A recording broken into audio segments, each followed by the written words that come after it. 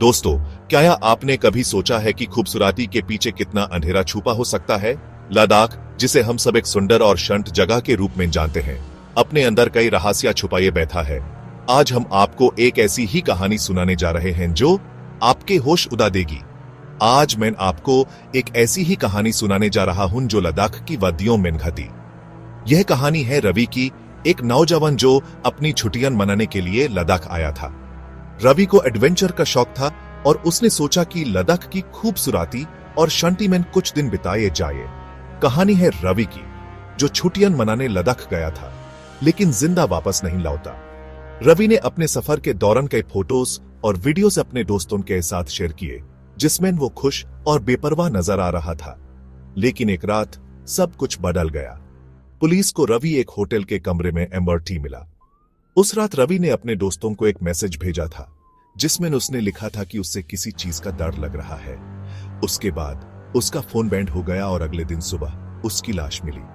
उसके गले पर अजीब से निशान थे। यह निशान ऐसे थे जैसे किसी ने उसे जोर से पकड़ा हो। पुलिस ने इन निशानों को देखकर कई अनुमान लगाए, लेकिन कोई स्पष्ट जवाब नहीं मिला। आंखें खुली थी, मनो किसी भयंकर चीज को देखकर ही दम तोड़ दिया हो। रवि के चेहरे पर डर और चिंता की परछाइयां थी, जो उसके अंतिम समय के भय को दर्शाती थी। पुलिस को रवि के पास से एक खत और एक फोटो मिली। यह खत और फोटो उसके बैग में थे, जो उसके कमरे में मिला था। खत को देखकर ऐसा लगता था कि यह किसी ने जल्दी में लिखा हो। खत में रिया नाम की लड़की ने रवि को जान से मारने की धमकी दी थी। रिया ने लिखा था कि अगर रवि ने उसे धोखा दिया तो उसका अंजाम भयानक होगा। यह पढ़कर पुलिस को शक हुआ कि शायद यह एक प्रेम कहानी थी जो बुरी तरह से खत्म हुई। फोटो में रिया दिख रही थी। उसकी आंखों में एक अजीब सी गुस्से की चमक थी। पुलिस ने रिया को ढूंढने की कोशिश की, लेकिन वो कहीं नहीं मिली।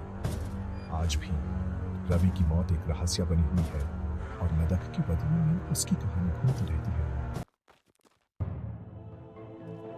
रवि और रिया कॉलेज में साथ थे। दोनों एक दूसरे से बेपनाह मोहब्बत करते थे। उनका रिश्ता सबके लिए एक मिसाल था। हर कोई उनकी जोड़ी की तारीफ करता था। प्यार था, लेकिन रिश्ते में उतार चढ़ाव भी थे। छोटी छोटी बातों पर झगड़े होने लगे थे। उनके बीच की दूरी बढ़ने लगी थी। रिया अक्सर उदास रहती थी। ब्रेकअप के बाद रिया टूट गई थी। उसने अपने आप को कमरे में बैंड कर लिया था। उसकी आंखों में आंसू और दिल में दर्द था। उसका जीवन एक अंधेरे में डूब गया था। उसके पिता की भी मृत्यु हो गई थी। यह गम उसके लिए और भी भारी पड़ गया। रिया अपने पिता से बहुत प्यार करती थी। उनकी मौत ने उसके जीवन को और भी अकेला कर दिया। लोग कहते थे कि रिया का मानसिक संतुलन बिगड़ गया है। उसके आसपास के लोग उसके बारे में गलत बातें करने लगे थे। रिया को समझ नहीं आ रहा था कि वो क्या करे। रवि को कई धमकी भरे खत मिले थे। हर खत में रिया का गुस्सा और दर्द झलकता था। उसने रवि को अपने दर्द का एहसास दिलाने की कोशिश की थी, लेकिन रवि ने उन्हें गंभीरता से नहीं लिया। उसने सोचा यह सिर्फ एक भटकती हुई लड़की की बातें हैं। उसने उन खतों को नजरअंदाज कर दिया। उसे क्या पता था कि रिया अपनी धमकी को अंजाम तक पहुंचाने के लिए इतनी दूर चली जाएगी। रिया के मन में बादले की आग जल रही थी। उसने अपने दर्द को अपनी ताकत बना लिया था। कॉलेज के बाद रवि दिल्ली वापस आ गया था। यहां भी यूस अजीब गरीब घटनाओं का सामना करना पड़ा। एक दिन अचानक उसकी कार का ब्रेक फेल हो गया। बाल बाल बचा। कुछ दिन बाद उसके घर पर हमला हुआ। खिड़कियां टूटी हुई थी।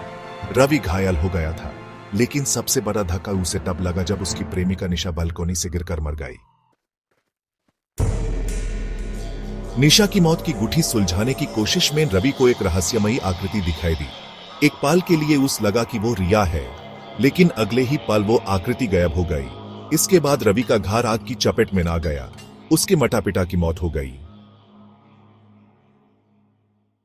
रवि इन सब घटनाओं के लिए रिया को दोषी मानता था। उसके मन में कई सवाल थे जो उसे रात भर जगाए रखते थे। रिया और रवि के बीच के रिश्ते में कई उलझन थी जो अब तक सुलझा नहीं पाई थी। लेकिन पुलिस को रिया के खिलाफ कोई सबूत नहीं मिला।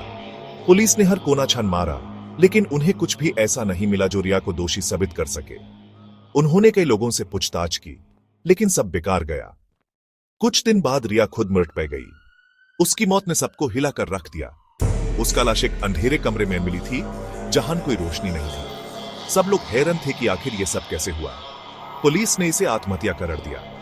उन्होंने अपनी रिपोर्ट में लिखा कि रिया ने अपनी जान खुद ली थी, लेकिन कुछ लोगों को इस फैसले पर शक था। उन्हें लगता था कि कहानी में कुछ और ही है। लेकिन क्या वाकई रिया ने खुदकुशी की थी? यह सवाल सबके दिमाग में घूम रहा था। क्या सच में उसने अपनी जान खुद ली थी, या फिर यह सब एक बड़ी साजिश थी, या फिर यह सब किसी और की साजिश थी? क्या कोई और था जो रिया की मौत के पीछे था? यह राज अब तक सुलझा नहीं था। सब लोग इस बात को लेकर चिंतित थे। क्या रवि सचमुच भूतनून का शिकार हो रहा था? उसे ऐसा लगता था कि उसके आसपास कुछ अजीब हो रहा है। क्या यह उसके मन का वहम था, या फिर सच में कुछ ऐसा था जो उसे दिखाई नहीं दे रहा था, या फिर उसका दिमाग उसे धोखा दे रहा था? रवि के मन में यह सवाल बार बार उठता था। उसे समझ नहीं आ रहा था कि सच क्या है और झूठ क्या। यह कहानी अब तक एक राज ही बनी हुई थी।